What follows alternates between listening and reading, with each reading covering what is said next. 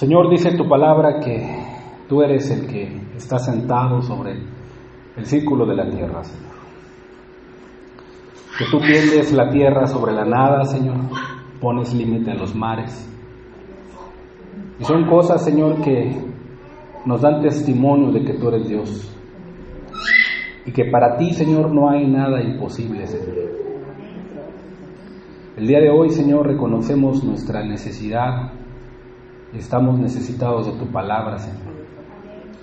Para estos tiempos difíciles, para poder enfrentar los problemas, para seguir caminando, Señor, con paciencia, y para poder llegar al final, Señor, y llegar a verte, Señor Jesús.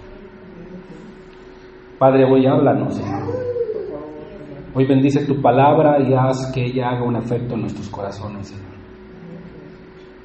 Echa fuera, Señor, toda preocupación, Señor, toda monotonía, aún, Señor, toda rutina, Dios, también toda falta de visión, Señor, y ven a transformarnos por medio de la renovación de nuestro entendimiento, para comprobar tu buena voluntad agradable y perfecta, Señor. Hoy te necesitamos, Jesús, háblanos, Señor, en el nombre de Cristo. Amén, Señor. Amén. Pues bien, hermanos, es importante que siempre meditemos en lo que Dios nos habla. Y hasta el día de hoy, hermanos, hemos visto 4 promesas que yo espero que tú, en tu casa, con los tuyos, en tu vida diaria, hayas meditado, las estés viviendo, las estés abrazando, hermano, porque yo sé que te van a hacer de mucha bendición y van a ser de fortaleza a tu vida. Y el tema del día de hoy es la parte 5, hermanos, la 5ª parte de esta pequeña serie, y el título es Dios observa siempre, hermano. A lo mejor tú, cuando has estado en tu trabajo o has estado en algún otro lugar, y a veces sientes una mirada, hermanos, que te están viendo, y la gente a veces tiene la idea de que esa persona tiene la mirada pesada, ¿verdad? Y sientes que alguien te mira, te observa, ¿verdad? Entonces, así como ese sentir, hermanos, debemos de apercibirnos de la mirada de Dios sobre nuestras vidas, que vamos a entender por qué Dios nos observa siempre, cuál es el propósito de Dios de observarnos siempre, y por qué esta promesa debe de ser una fortaleza en nuestras vidas.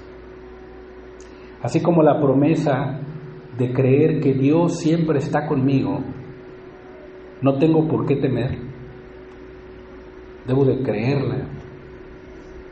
Así como la promesa de que Dios siempre tiene el control y que las cosas que permiten mi vida son con un propósito, ¿sí? No debo de dudar. Así como Dios siempre es bueno y afirma su carácter, y es ahí donde tú te comprometes, porque Dios manifiesta su carácter, ¿sí? En todas las áreas y circunstancias de nuestra vida. Él no cambia, Él es Dios. Entonces eso nos lleva a nosotros a no desesperarnos en estos tiempos, ¿sí? Y cuánto y más cuando Dios fija su mirada sobre los que le temen. Mi responsabilidad es no desmayar, hermano. ¿Sabías que tú esas emociones o esas situaciones que surgen en nuestras vidas se asientan en el alma? Se asientan en tu corazón, en tu mente.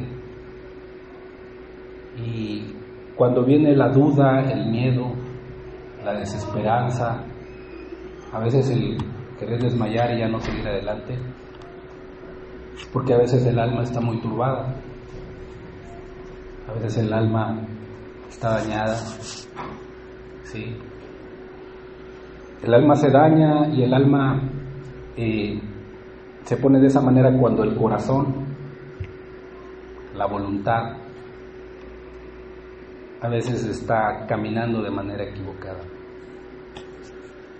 La que se daña es el alma. Lo que eres tú, tu esencia, tu vida, el alma, esa es el alma. ¿Sí? Dice la Biblia en 2 Corintios 7:1: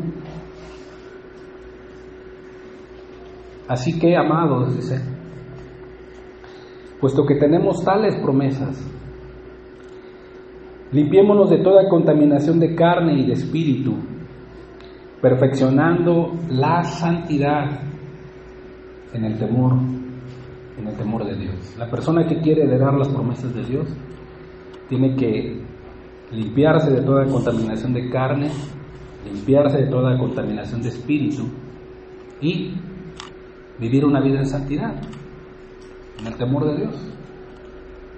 Puede heredar las promesas del Señor. ¿Sí?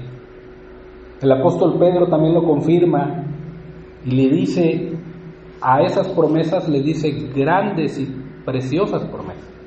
Segunda de Pedro 1:3 dice: como todas las cosas que pertenecen a la vida y a la piedad nos han sido dadas. Hermano, tú ya tienes esas promesas. Nos han sido dadas por su divino poder, mediante el conocimiento de aquel que nos llamó por su gloria. Cuando tú empiezas a conocer a Dios, cuando tú caminas con Él, cuando tú obedeces sus mandamientos, cuando tú confías en Él, va creciendo tu conocimiento de Dios. Entonces, por medio de ese conocimiento de Dios, ¿sí?, dice que Dios nos dio, por medio de las cuales nos ha dado preciosas y grandísimas promesas.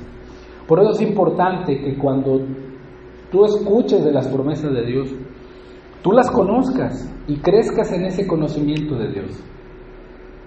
Ah, Señor, tú tienes promesas para mi vida. Estoy enfrentando un problema tan grave, Señor, pero tú has prometido con esta promesa, Señor. Y tu conocimiento de Dios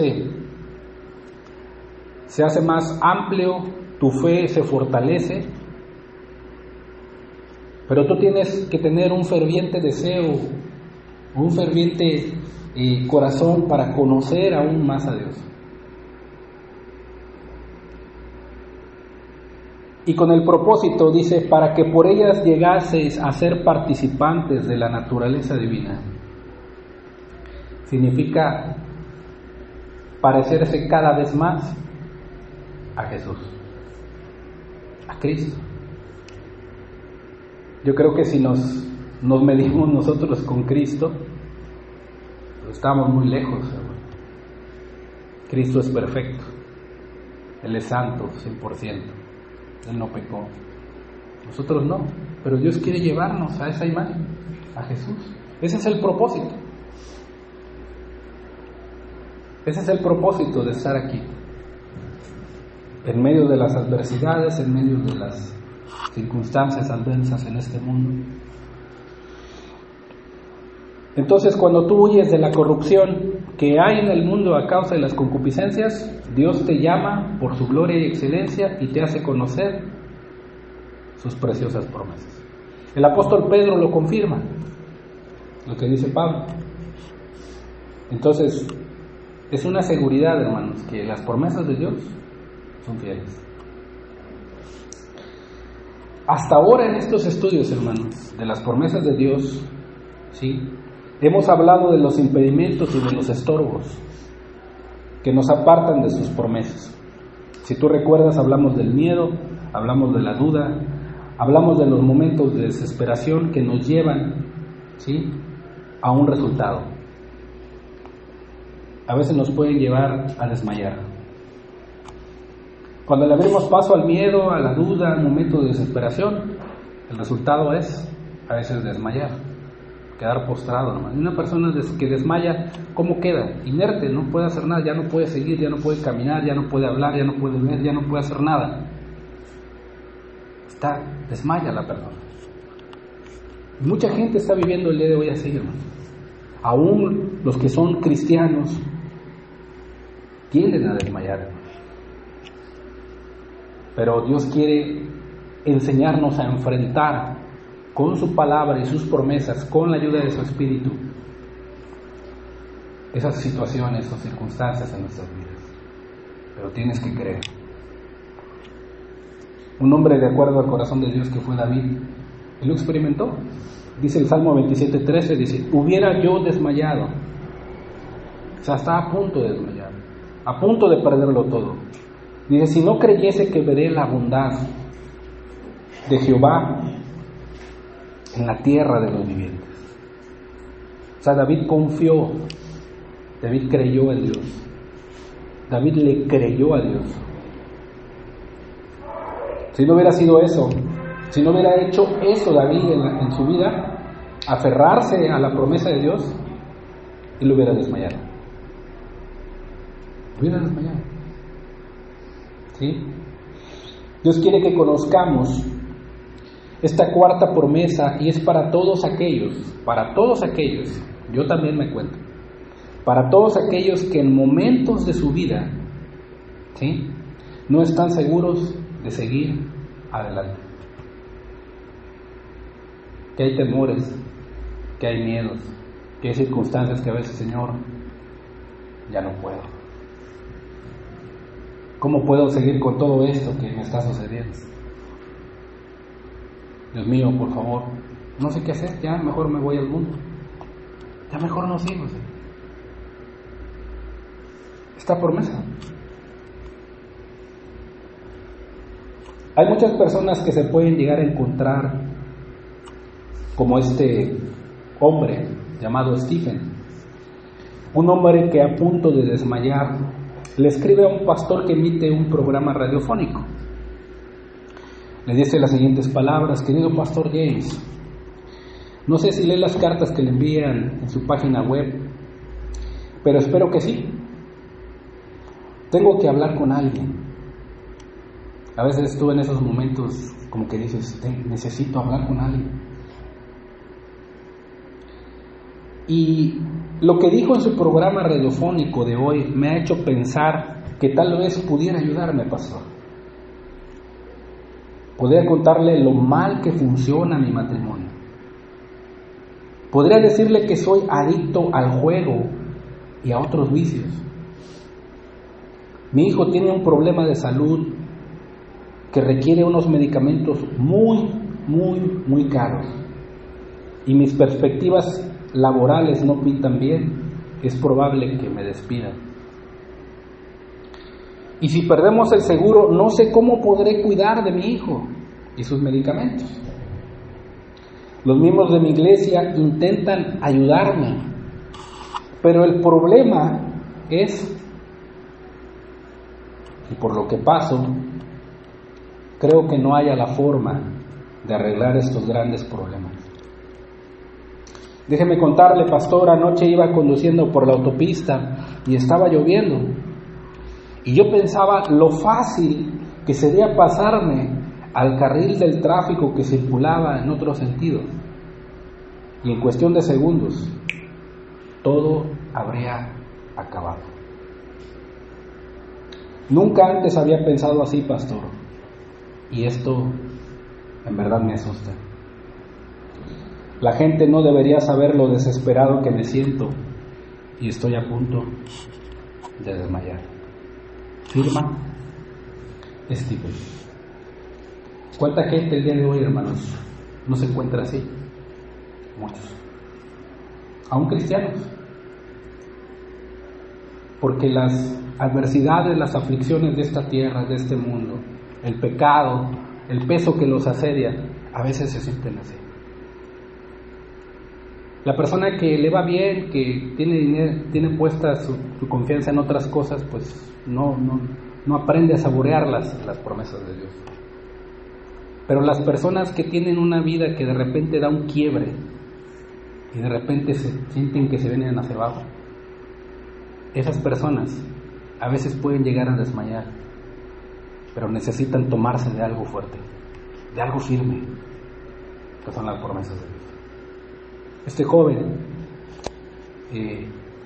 desesperado, a punto de desmayar, y hay muchos cristianos así. Si quizás tú estás luchando con la desesperación, estás luchando con temores, estás luchando con preocupaciones o enfermedades, no sé cuál sea tu caso en específico, pero Dios sí lo sabe. Él conoce tu condición y sabe lo que estás pasando.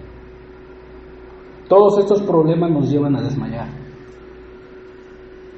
Cuando nosotros desmayamos, nos vemos sobrepasados de problemas graves que no mejorarán en un par de días, que tal vez no mejorarán en un par de semanas, si quizá no mejorarán en algunos meses, y si quizá no mejorarán hasta en algunos años. Y al pensar en eso, desmayamos. ¿Qué significa desmayar? Significa o se describe como el proceso por el que una persona resbala, se hunde, abandona y pierde la batalla. La presión en la batalla es grande para desmayar, y en ocasiones lo haríamos de no ser por una grandísima y preciosa promesa. Es la fuente de la vida, hermanos, las promesas de Dios. Porque dice la Biblia que todas las promesas son en Él. Amén. ¿En quién? En Cristo. Por medio de nosotros, que nosotros las experimentamos, para gloria de Dios. Y el decir son en Él, amén, confirma que se van a cumplir si tú las crees, que van a ser así como Dios te lo ha prometido. ¿Por qué? Porque Dios no miente. Creemos que si Dios promete y si nosotros caminamos por fe creyendo sus promesas, no desmayaremos. Esa debe ser una convicción en nuestra vida, hermanos. Si realmente creemos sus promesas y caminamos por fe, ¿qué significa caminar por fe? Caminar por fe significa caminar seguro, ¿sí? Esperando a que Dios obre a mi favor. Pero yo sigo caminando, confiando en Él, caminando seguro, ¿sí? Eso significa caminar por fe.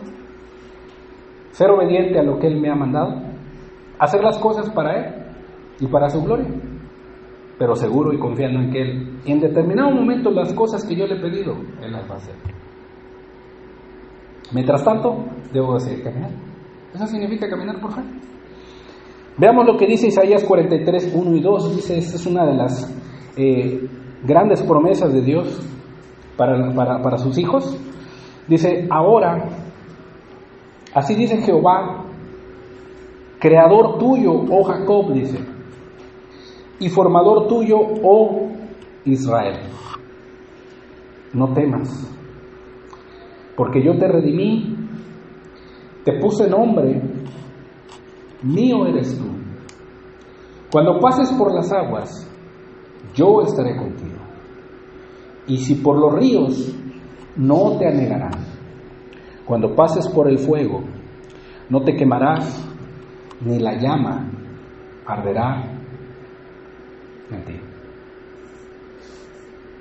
Ni la llama arderá en ti. Ok, muy bien, yo lo entiendo, lo comprendo y sé que es una promesa muy grande. Y me anima cuando en determinado momento Dios me dice esto a mí al corazón. Pero si vemos el trasfondo de esta promesa en el capítulo 42 de Isaías, ¿qué sucedió? Vino un juicio sobre Israel. ¿Sí? ¿Por qué vino el juicio? Por ser desobedientes, por ser rebeldes. El Señor se cansó de su actitud, les dejó sentir todo el peso de la basura que habían acumulado por no confiar en él. El mayor pecado del pueblo de Israel era la incredulidad y la idolatría. Entonces ellos no confiaban en Dios. Entonces les envía profetas y profetas y profetas, y uno de ellos era Isaías. Y a través de Isaías Dios les declara: yo soy quien apiló todas estas desgracias sobre ustedes. Y aún así no lo entienden. Este es el trasfondo para el consuelo que empieza a partir del primer versículo de este pasaje. Si tú lees Isaías 42, te vas a dar cuenta cómo el pueblo tenía esa actitud para con Dios. Dios tuvo que aplicar disciplina, aplicar la vara, y después para que ellos pudieran abrazar la promesa. ¿Sí? Ven cómo el pueblo de Israel dio un quiebre en su vida. Dios todavía sigue aplicando eso el día de hoy. ¿Por qué? Porque dice la palabra que el que ama disciplina y azota a todo aquel que toma por hijo. Pero a veces nosotros no lo entendemos. ¿Por qué? Porque no reconocemos nuestros pecados, nuestras faltas delante de Dios, nuestra actitud hacia Él, y preferimos a veces otras cosas, ¿verdad? Entonces, en ese momento que el pueblo de Israel estaba atravesando una situación muy difícil, Dios les habla con estas palabras: ahora así dice Jehová, creador tuyo, oh Jacob, formador tuyo, oh Israel, no temas. ¿Sí? No temas, porque yo te redimí. La palabra redimir, si tú la buscas en la Biblia y buscas su significado, es una palabra muy grande dentro de la Escritura, y también en cualquier idioma lo podemos comprender. ¿Sí? Su aplicación más grande es cuando Jesús fue a la cruz. Ahí nos redimió. ¿Qué significa? Que Él nos compró, pagó la deuda, pagó un precio muy alto. ¿Sí? Antes de que Dios interrumpiera nuestra vida, cada uno de nosotros éramos esclavos del pecado y no teníamos escapatoria. Para que podamos entender la palabra redimir, teníamos una deuda que no podíamos pagar, ni siquiera parcialmente ni con el paso del tiempo. Así está la persona que es esclavo del pecado, así está la persona que tiene una deuda con Dios, así está la persona que vive en el mundo, que vive para sí mismo, tiene una deuda muy grande con Dios y no la va a poder pagar. Solamente podrá satisfacer la justicia de Dios, ¿sí?, en el infierno. ¿Por qué? Porque esa es la paga del pecado, dice la Biblia. Y esa cuenta va creciendo, y cada vez que le da más largas a rendirse a Dios, y cada vez que esa persona no busca a Dios, y cada vez que esa persona no quiere obedecer a Dios, la cuenta va creciendo, y va creciendo, y va creciendo. Y mientras más grande sea la deuda, menos la podrá pagar. Así éramos nosotros. Así estábamos nosotros. Estábamos en bancarrota moral y espiritual. Estábamos condenados, ¿sí?, a morirnos en una cárcel para siempre. Pero Cristo apareció y nos redimió. Pagó nuestra deuda. Nos compró. Pagó el precio de modo que usted y yo pudiéramos ser puestos en libertad. ¿Con qué pagó? Con su sangre. Con su sangre. Dice la palabra que Él en la cruz quitó el acta de los decretos que nos era contraria, o sea, que había contra nosotros, clavándola en la cruz, dice, exponiendo y exhibiendo a los principados y a las potestades. venciéndolos en la cruz. Ahí. Por eso todo aquel que se arrepiente, cambia su vida y tiene la oportunidad de buscar a Dios y de confiar en Jesús, dice la Biblia que él puede ser salvo. Y esa deuda es cancelada. Entonces, esta idea, esta convicción trae Dios cuando le dice a Israel: no temas, porque yo te redimí. Y es una de las promesas muy grandes que está para nosotros. Hay problemas cuando escuchamos por las aguas, por los ríos, por el fuego, y se nos viene a la cabeza problemas, pruebas, enfermedades, situaciones contrarias, y simbolizan eso. ¿Sí?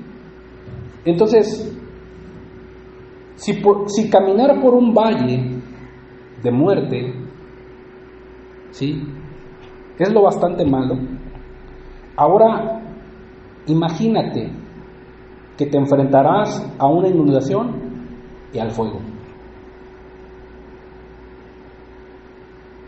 El agua está subiendo rápidamente. De repente clamas a Dios y dices: Señor, es demasiado profundo, ya no puedo. Me hundo. Oh Señor, calienta el horno demasiado. ¿Qué nos dice el Señor? Yo estaré contigo. No te dejaré que pases a solas por esto. Promete estar con nosotros en los 3 lugares: por las aguas, por los ríos y por el fuego. Pero a veces nosotros dudamos de eso. A veces nosotros tenemos miedo en medio de eso. A veces no sentimos la presencia de Dios cuando ni te imaginas que a lo mejor Dios te está cargando en ese momento y estás atravesando el agua y estás atravesando el río. ¿Por qué lo ha dicho? Que estará contigo. ¿Quiénes estuvieron en el horno? Es una historia muy impactante de estos jóvenes, Sadrach, Mesach y Abednego. No negaron la fe en el Señor, rehusaron adorar a la estatua de Nabucodonosor. ¿Cuál fue el castigo? Al horno. ¿Sí? ¿Tú rehusas servir a este mundo? ¿Tú aún en medio de la enfermedad y en medio de los problemas, tú rehusas rendirte ante eso y poner tu confianza en Dios? Al horno. Al horno. Pero Dios dice: yo estaré contigo. Yo te he redimido y yo estaré ahí. ¿Sí? Tú rehusas irte al mundo, ya a los placeres carnales, darle rienda suelta a lo que te llama la atención, a lo que en determinado momento te tienda, pero dices: no, Señor, yo quiero servirte a ti. Al horno. Al horno. Calienta, sí, pero Dios está midiendo el fuego. Tristemente, algunas personas se meten en cosas que nunca salen, pero nosotros no debemos de ser así. Dios nos hace pasar por esos lugares difíciles, pero nos ayuda a atravesarlas. Nos ayuda a atravesarlas. Ahorita se me viene a la mente que cuando al inicio de la creación, que el diablo, Satanás, él no tuvo otro Satanás que le tentara a hacerle daño al hombre. Él no tuvo eso. El hombre sí. El hombre tuvo un adversario que lo tentó. Obviamente no es justificable, pero ese es nuestro enemigo. De todos los días y de todo el caminar cristiano. Tiene muchas huestes espirituales de maldad que afrentan a los cristianos todos los días. Yo estoy seguro que en aquel gran día Dios le dirá: mira, ellos estuvieron en el mundo, aún con tus acechanzas, aún con tus tentaciones, aún con todo lo que querías darles, no los venciste. Aquí están, son míos. Ese es el Señor, para demostrarle también al enemigo que hay personas que aman verdaderamente su nombre. ¿Tú quieres ser uno de ellos? Agarrémonos de las promesas de Dios.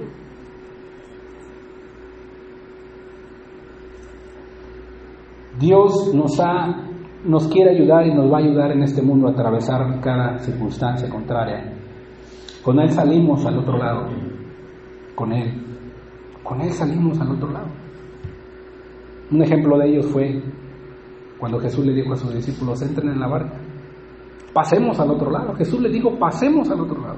¿Qué sucedió en medio de ese cruzar de las aguas y del mar? ¿Qué sucedió? Una tormenta muy fuerte, una situación muy difícil, donde la fe de los discípulos tambaleaba y tuvieron miedo, y Pedro casi se hundía.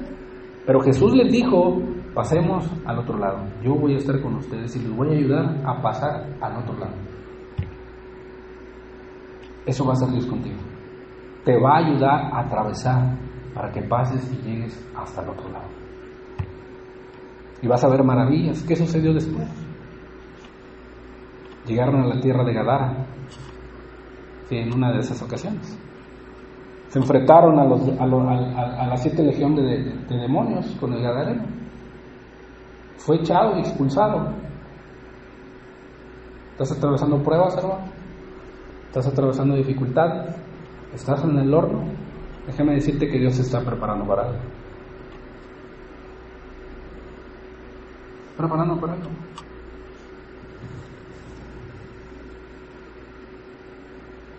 Juan Wesley se espantaba cuando no tenía pruebas y no tenía luchas, no tenía adversidades.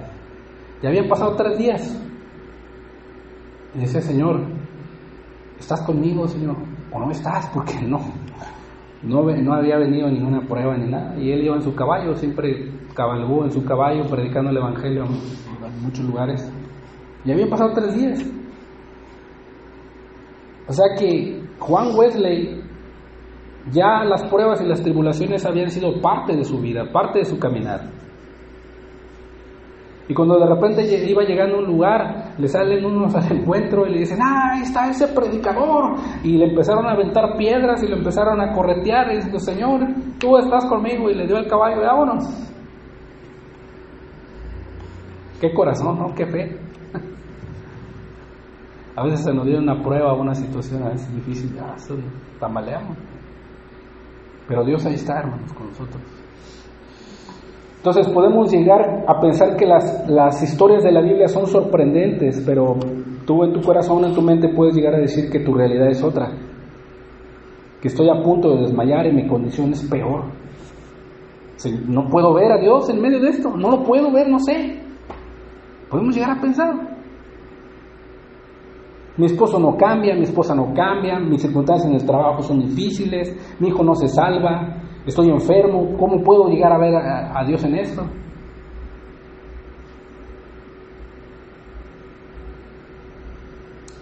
Tenemos que saber que Dios nos observa también, en medio de todo lo que estamos atravesando.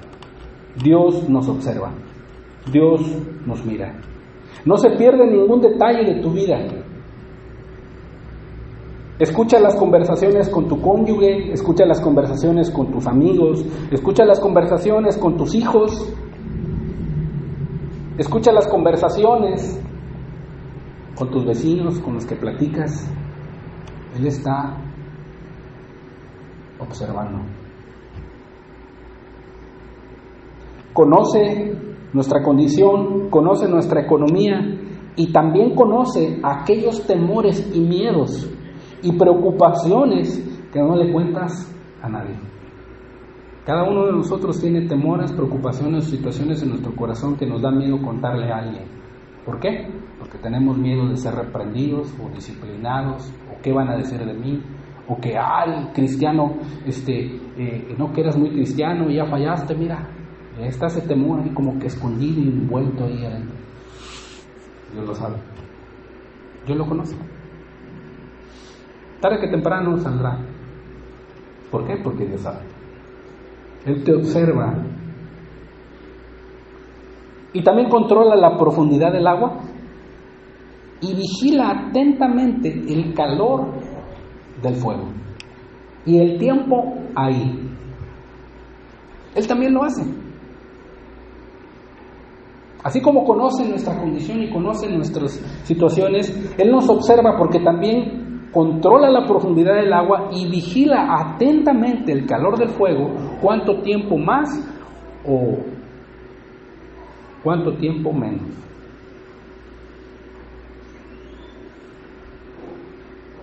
Dios también te suministra fuerzas cuando justo en el momento, en el minuto en que tú ya no puedes seguir adelante, en ese instante Dios te observa, ¿sí?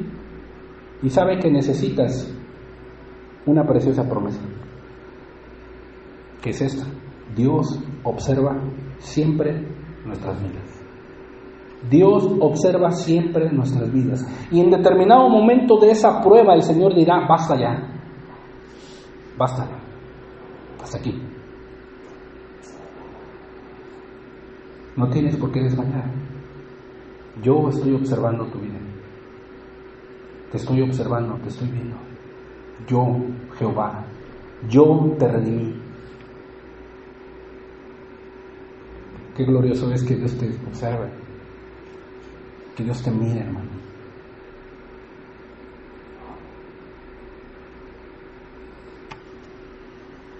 Y esta promesa tiene un propósito. Al conocer la promesa anterior, nos comprometemos con su carácter. Y por cuanto hay un compromiso con su carácter de no desesperarnos en medio de esta tierra, Señor, yo sé que tú estás observándome, estás viendo mi vida. Y eso me da seguridad. Recuerdo que cuando trabajaba en una empresa, a la camioneta le pusieron el GPS y me medían por medio del GPS dónde estaba, a qué hora salía, a qué hora llegaba a las empresas, qué tanto me tardaba en los bancos, y siempre me tenían localizado, me tenían observado. Y cuando la camioneta estaba en una empresa ya mucho tiempo, y me marcaban, oiga, don Luis, ¿y por qué ya tiene mucho tiempo ahí la camioneta? Ya les explicaba la razón, ¿por qué? Dice, ok, dice, es que necesito que venga a la oficina. Y se me venía a la mente, Señor, gracias porque tú me estás observando aún en estas circunstancias, Señor. Tienes cuidado de mí. Cuánto y más tus ojos. En donde quiera que estés, hermano, Dios te observa cuidadosamente. Cuidadosamente. Lo dice su palabra, dice Segunda de Crónicas 16:9. Porque los ojos de Jehová contemplan toda la tierra. Porque los ojos de Jehová contemplan toda la tierra, para mostrar su poder a favor de los que tienen corazón perfecto para con Él. Imagínate, Dios está sentado en su trono y está observando todo lo que sucede en esta tierra. Todo lo que sucede. Él observa a los buenos y Él observa a los malos. Tiene sus ojos sobre los que le temen. Contemplan toda la tierra diciendo, ese es mi hijo, yo lo voy a favorecer. Ahí va mi hijo a su trabajo, llega temprano, ahí va, es diligente, está en su área de trabajo, puntual, tiene limpia su área y está ahí. Ahí está, ese es mi hijo. Mira, ahí va la congregación a servir a Dios y mira, ahí está mi hijo, yo le voy a dar la fuerza y la gracia. Ahí está mi hijo. Mira, mi hijo va a predicar allá a la plaza, va a predicar al hospital. Mira, ese es mi hijo, ahí está mi hijo. Ahí está mi hijo. ¿Por qué no querrá servirme? ¿Por qué se la pasa perdiendo el tiempo ahí? Yo lo voy a favorecer. Voy a inquietar su vida, voy a dar un quiebre a su vida para que despierte y se levante. Ahí está mi hijo. Donde quiera que estés, hermano. Voy a desprenderlo del mundo. para que se llegue más a mí. Ahí está mi hijo. Contemplan toda la tierra. Este hombre le está haciendo mucho daño a mi hija. Yo lo estoy observando. En cuanto a ti, hijo mío, no os venguéis vosotros mismos, sino dejad la ira al Señor. ¿Quién de nosotros, hermanos, que tuviera una hija y que su esposo la maltrata, la trata muy mal, no la cuida, no la favorece, no la protege?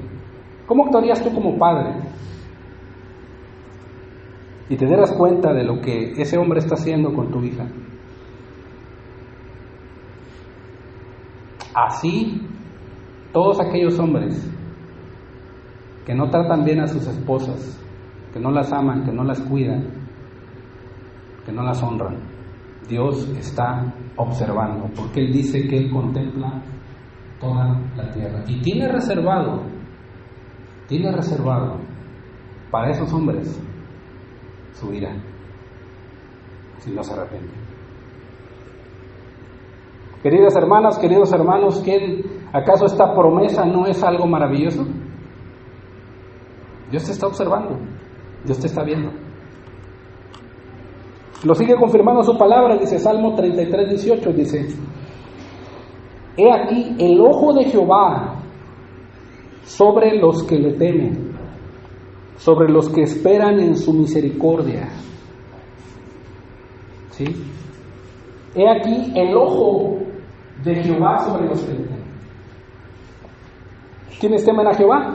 Los que se apartan del mal, los que guardan sus mandamientos, los que viven una vida en santidad.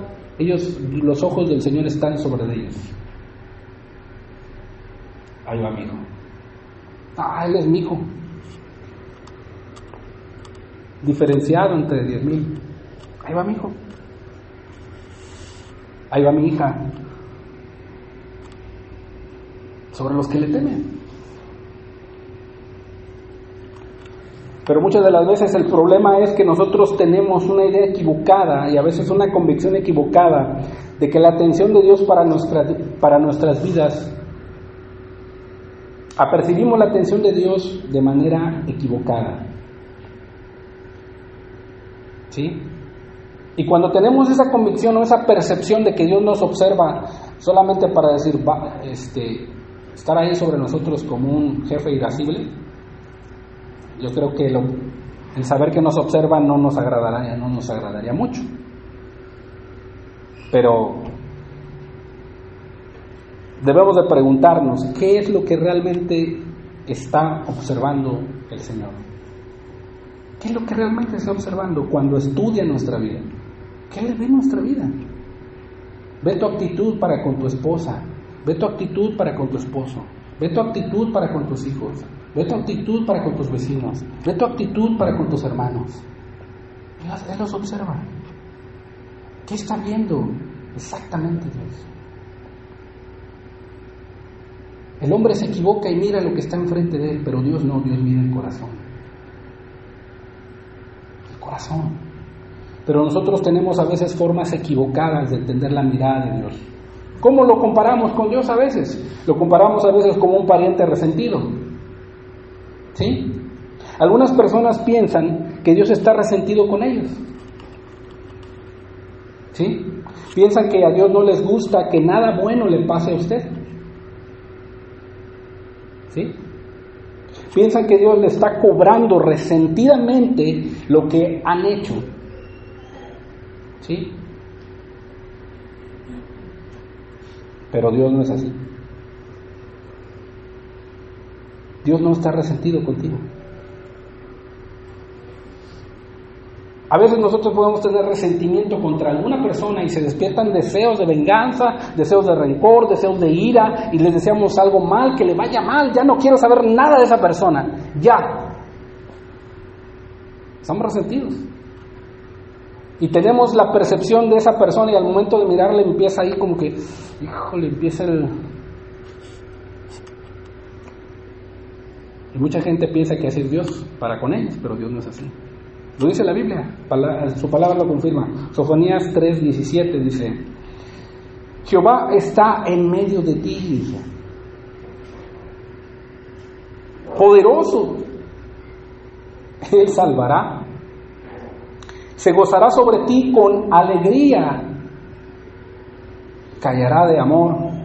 Ah, este es mi hijo. Yo lo amo. Mira, me confía en él. Mira, me sirve con fervor.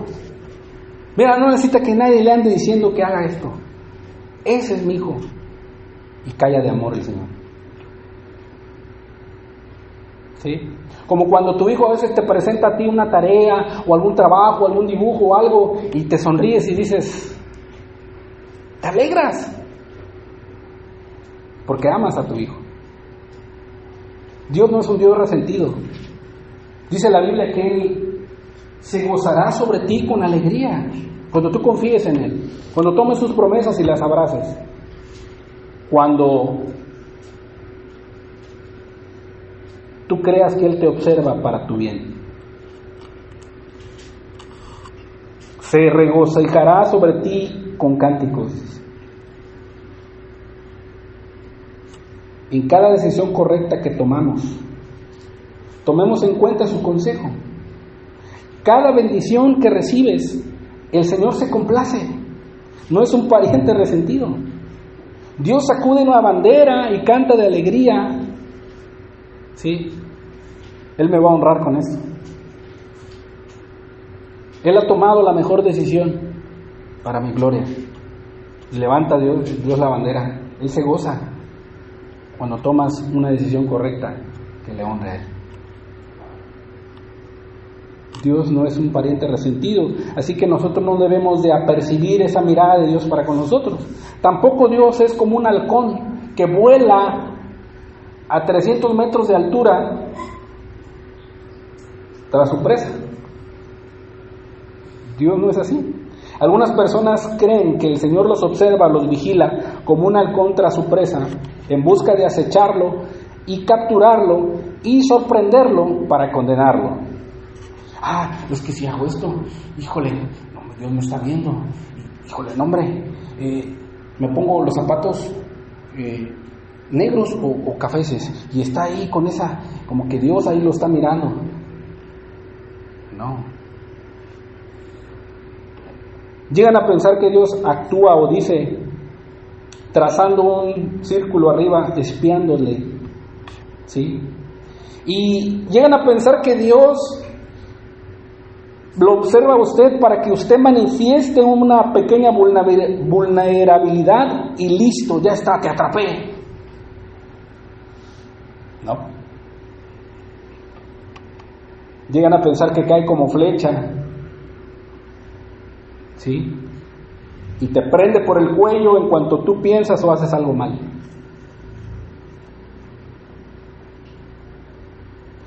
Llego a pensar que si salgo de la fila estoy perdido. Pero el Señor no es así. No tenemos que caminar sobre esta vida como si estuviéramos pisando espinas o caminando sobre vidrio. ¿No? Dios nos ama.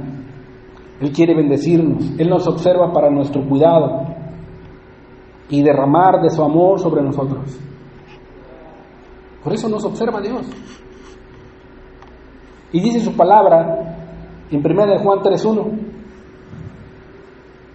Mirad cuál amor, dice, nos ha dado el Padre. ¿Nos ama o no nos ama Dios? Aquí está. Mirad cuál amor nos ha dado el Padre para que seamos llamados hijos de Dios. Hijos de Dios. Por esto el mundo no nos conoce, porque no le conoce a Él. Pero aquella persona que conoce a Dios, dice la Biblia que en Él se ha perfeccionado el verdadero amor. Porque el amor viene de Dios, porque Dios es amor. Y ese amor dice que Él nos ha dado. Dios no es como un halcón que está tras su presa. A ver a qué horas te atrapa. Puede llegar a ser sorprendido, ¿verdad? Pero Dios no es como un halcón. Él nos muestra su amor grandemente. Él nos ama, quiere bendecirnos. Primera de Juan 4:9 dice: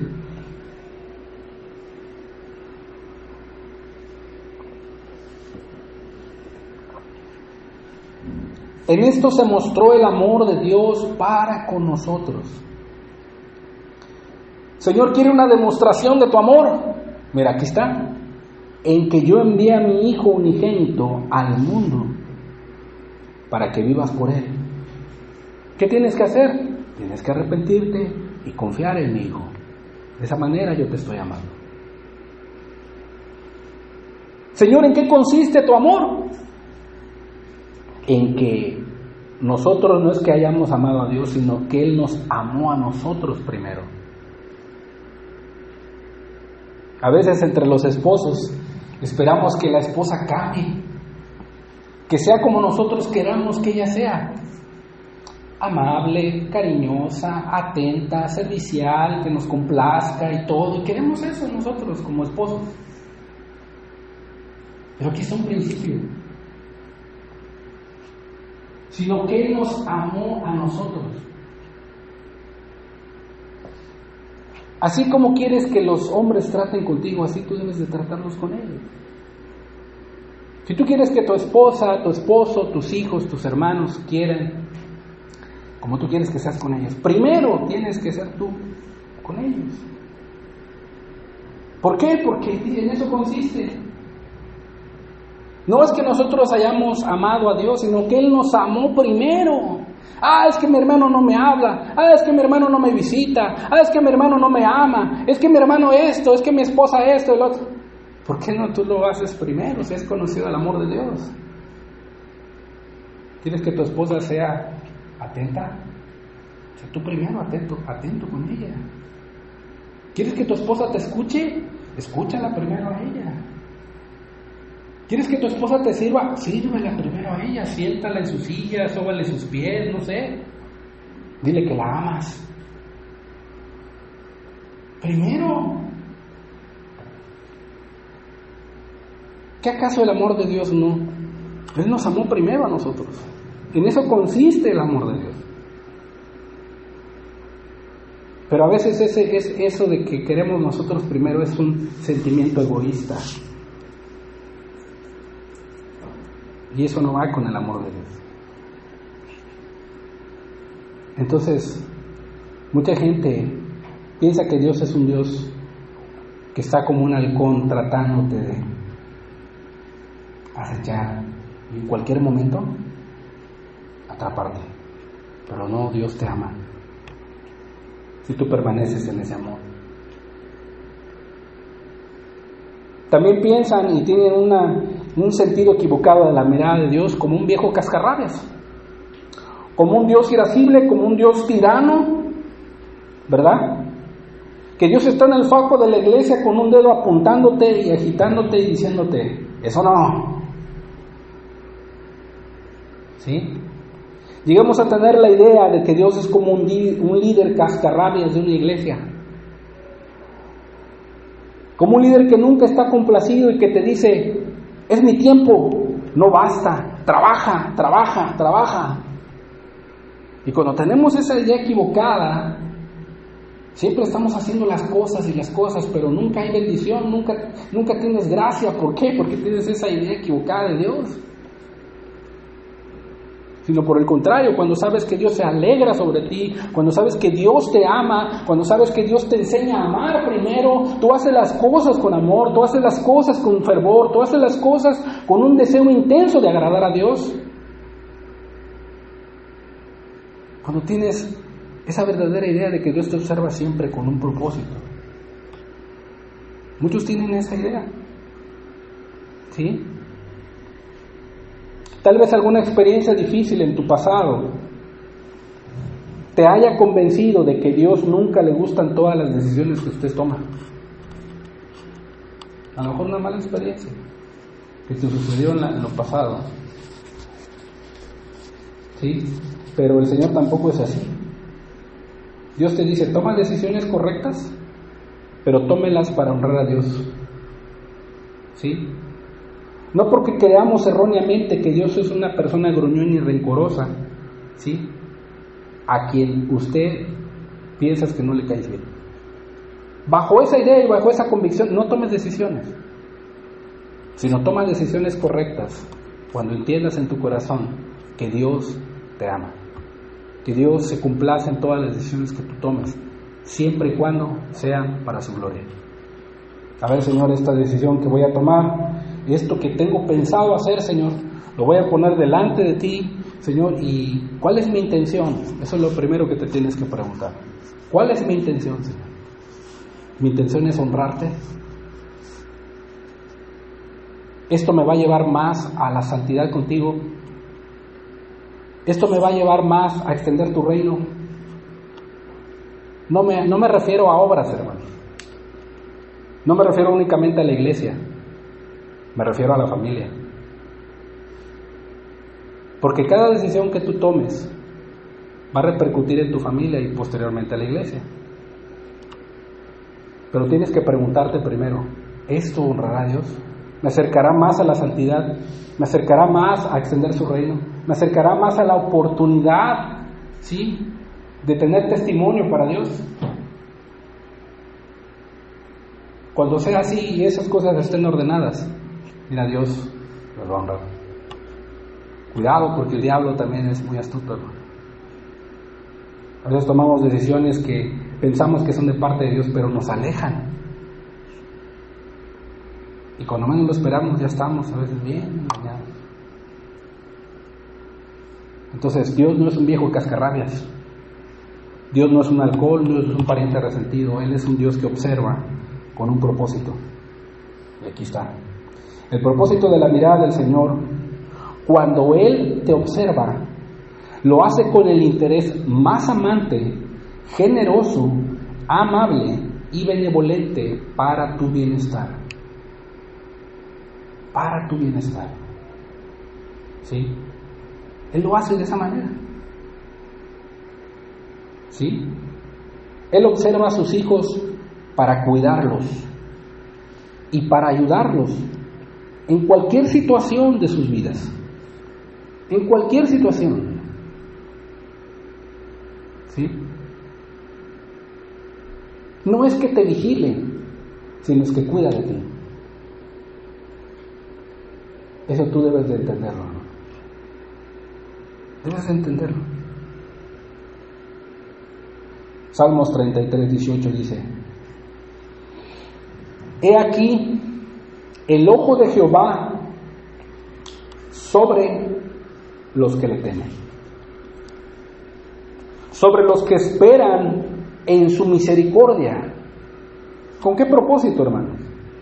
El versículo 19 dice: para librar sus almas de la muerte y para darles vida en tiempos de hambre. No solamente nos fijemos en lo físico, en lo material, hermano, sino aquellos que tienen a veces el alma perturbada, el alma triste, el alma a veces a punto de desmayar o angustiada. Dice la Biblia que sus ojos están sobre los que le temen para librar sus almas de la muerte. ¿Sí? De esa frialdad espiritual, de esa falta de visión, de esa falta de fervor para servir a Dios, de esa falta de amor en tu hogar, para con tu esposa, para con tu esposo, para con tus hijos, para con tus hermanos, de esa falta de amor para el reino. El alma muchas veces está muerta. No hay visión. Y el propósito de Dios para observar a sus hijos es para darles vida en tiempos de hambre.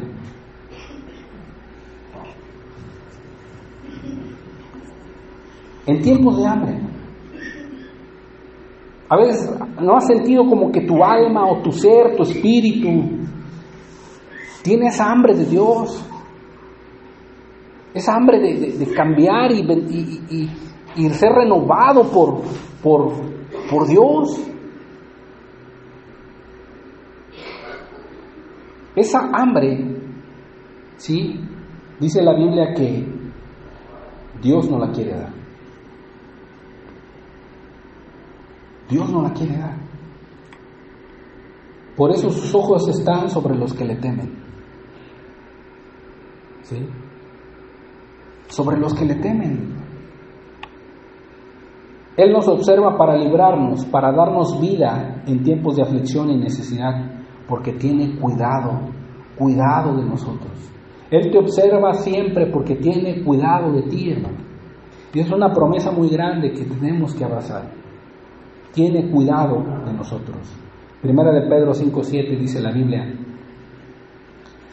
echando toda vuestra ansiedad sobre Él, porque tiene cuidado de vosotros. Echando toda vuestra ansiedad sobre Él, porque tiene cuidado de vosotros.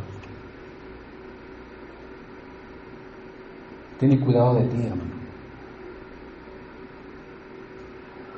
De cada momento en tu vida Él tiene cuidado.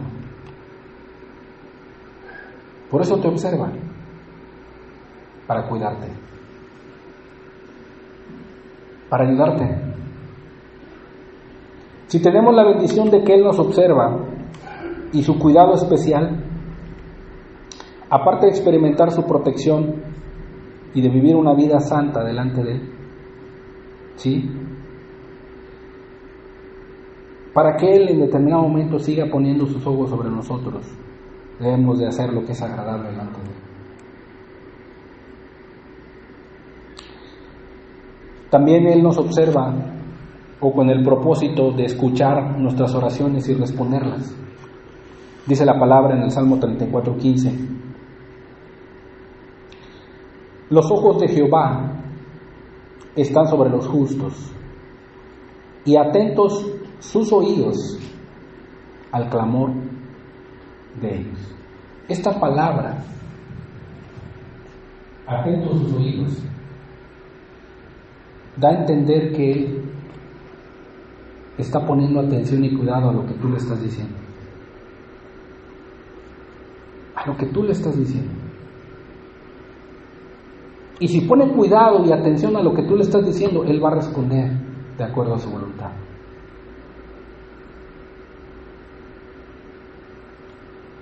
Él te observa y te mira para cuidarte, para ayudarte, pero también para escuchar tus oraciones y para responderlo.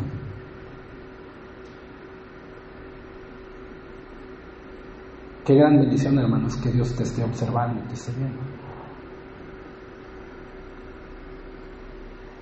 Los justos tienen el privilegio de que el Señor no solo los observe cuidadosamente, sino que también escuche sus oraciones y las responda. Qué privilegio, hermano. ¿Sí o no? Qué privilegio. Grande privilegio. ¿Sí? No, hermano, pero es que yo llego a mi casa, salgo de aquí de la conga y llego a mi casa y veo y otra vez a lo mismo, la misma rutina. Pero Dios me está observando. A ver, no debo tener esa actitud: Señor, gracias porque me permitiste hacer la reunión y estar aquí con mi familia, voy a disfrutar de ella, voy a bendecir a mi esposa, a mis hijos.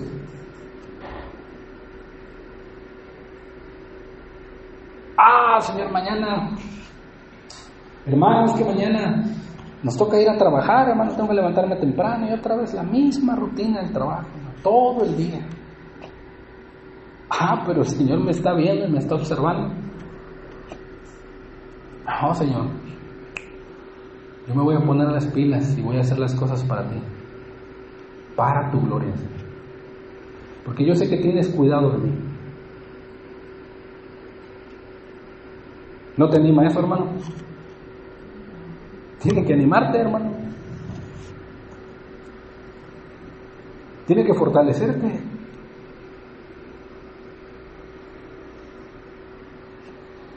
También Dios nos observa con el propósito de actuar en favor de los que le temen. Actuar en favor, hermano. ¿Sí? Segunda de Crónicas 16:9 dice la Biblia: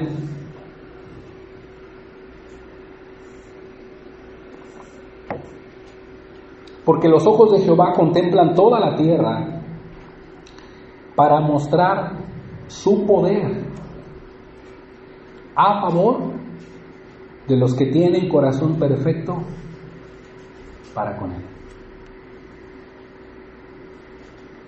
Para mostrar su poder a favor de los que tienen corazón perfecto para con Él. En otro salmo, en el Salmo 119, dice la Biblia: bienaventurados los perfectos de camino, los que andan en la ley de Jehová. Bienaventurados los que guardan sus testimonios y con todo el corazón le buscan. Y luego afirma el siguiente versículo: ¿con qué limpiará el joven su camino? Con guardar tu palabra. ¿Quiénes son los que tienen corazón perfecto para con Él? Los que guardan la ley de Dios, los que andan en la ley del Señor. Aquel que guarda la palabra del Señor dice: en este se ha perfeccionado el amor de Dios. Entonces Dios actúa en favor de ellos. O sea, ¿qué quiere decir? Que les da gracia en cada instante de sus vidas. Les da gracia. Porque una persona que tiene un corazón perfecto no es aquella persona que nunca se equivoca, no es aquella persona que nunca va a llegar a caer en un pecado. No es esa persona. ¿Sí? Esa persona de corazón perfecto es aquella persona que anda y guarda la ley de Dios, que ama la ley de Dios. ¿Sí? Esa es la persona. Son bienaventurados, dice la Biblia. Y a esas personas que guardan la ley de Dios y que son humildes, dice la Biblia que Dios les da gracia. Dios les da la gracia. ¿Qué es la gracia de Dios? Él los favorece. Los favorece. Y un favor no te lo dan porque tú lo merezcas. Un favor te lo hacen porque a veces no lo merecemos. No lo merecemos. Y eso es lo que hace Dios. ¿Sí?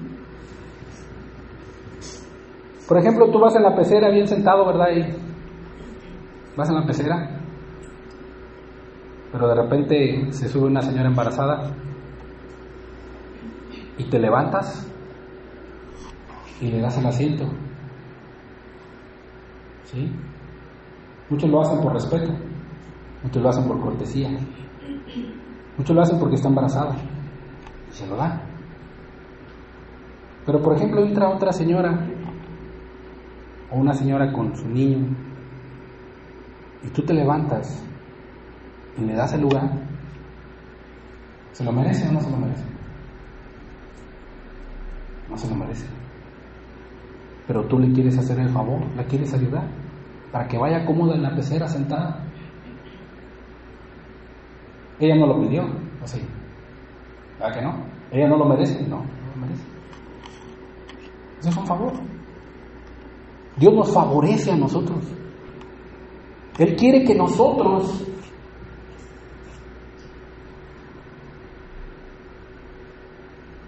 tengamos un corazón perfecto. Porque dice que su mirada está sobre toda la tierra con un propósito para los que le temen: mostrar su poder a favor de los que tienen corazón perfecto para con Él.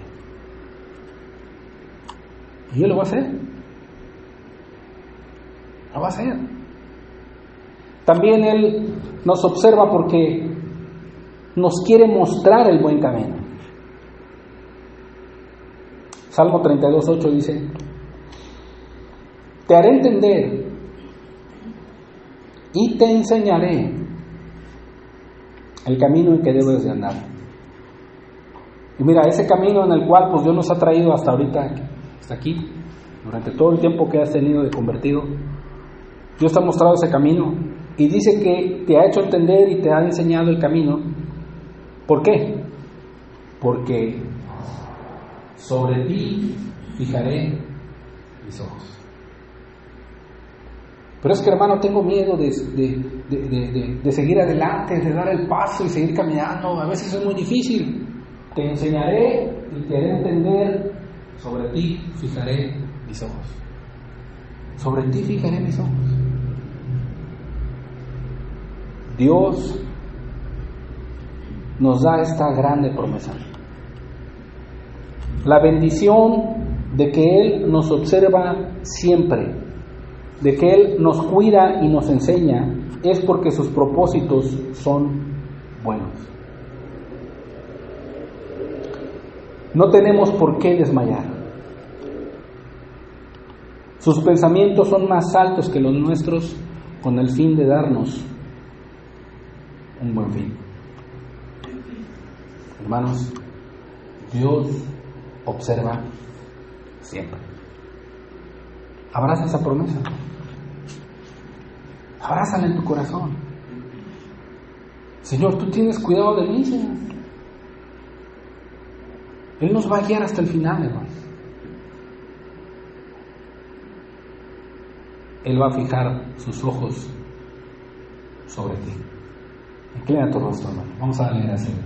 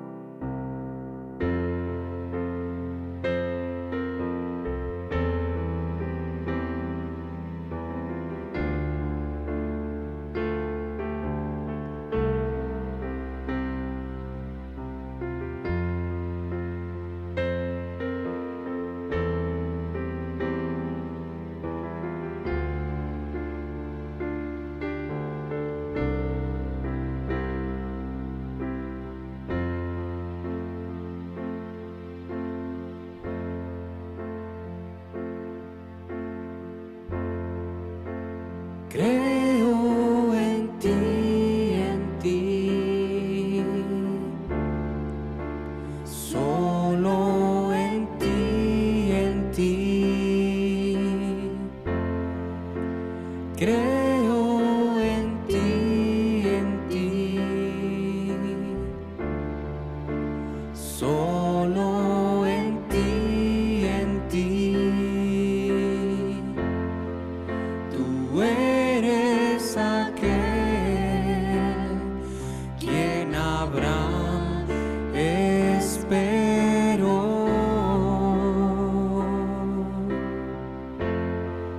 Tú eres aquel de quien Moisés escribió.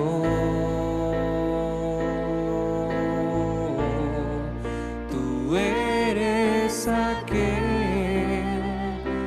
quien David también vio. Y hoy creo en ti, solo en ti. Y hoy creo en ti, solo en ti. Tú eres aquel quien a Pedro perdonó.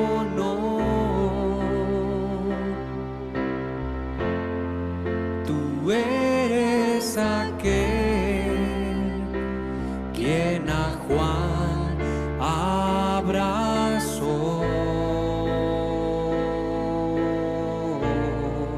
Tú eres aquel quien a Saulo transformó. Y hoy creo en ti, solo en ti. Y hoy creo en ti,